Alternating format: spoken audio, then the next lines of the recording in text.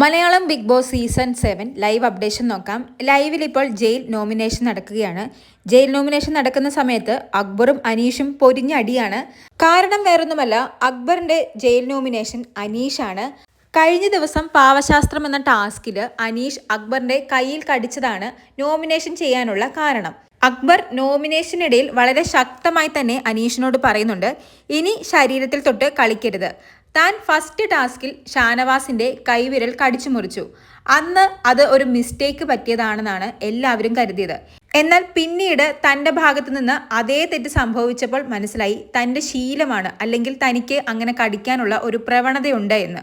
അന്ന് തിരിച്ച് ഷാനവാസ് ഒന്നും ചെയ്യാതിരുന്നത് താൻ അയാളുടെ മിത്രമായതുകൊണ്ടാണ്. പക്ഷേ ഇനി എൻ്റെ ശരീരത്തിൽ തൊട്ട് കളിച്ചാൽ നല്ല ഇടി കിട്ടും, പുറത്തു നിന്നും കിട്ടും. എന്നെ ഇനി കടിച്ചാൽ അടിച്ച് ഞാൻ പല്ല് താഴെയിടും. അക്ബറിന്റെ ഈ സംസാരം കേൾക്കുമ്പോഴാണ് അനീഷ പൊട്ടിത്തെറിക്കുന്നത്. എന്നിട്ട് അനീഷ് പറയുന്നത്, അക്ബർ പറയുന്നത് കേട്ടാൽ തോന്നും കയ്യിൽ നിന്നും രക്തം വന്ന് കൺഫഷൻ റൂമിൽ പോയി സ്റ്റിച്ചും ഇട്ട് കയ്യിൽ കെട്ടും കെട്ടി നടക്കുകയാണ് എന്ന്. അപ്പോൾ തന്നെ അക്ബർ അതിനും മറുപടി കൊടുക്കുന്നുണ്ട്, എടോ തൻ്റെ വിചാരം കയ്യിൽ നിന്ന് രക്തം വരുന്നതും കൺഫഷൻ റൂമിൽ പോകുന്നതും കയ്യിൽ കെട്ടും കെട്ടി നടക്കുന്നതും മാത്രമാണ് ഫിസിക്കൽ അസാൾട്ട് എന്നാണ്. എന്നാൽ അത് തൻ്റെ തെറ്റിദ്ധാരണയാണ്.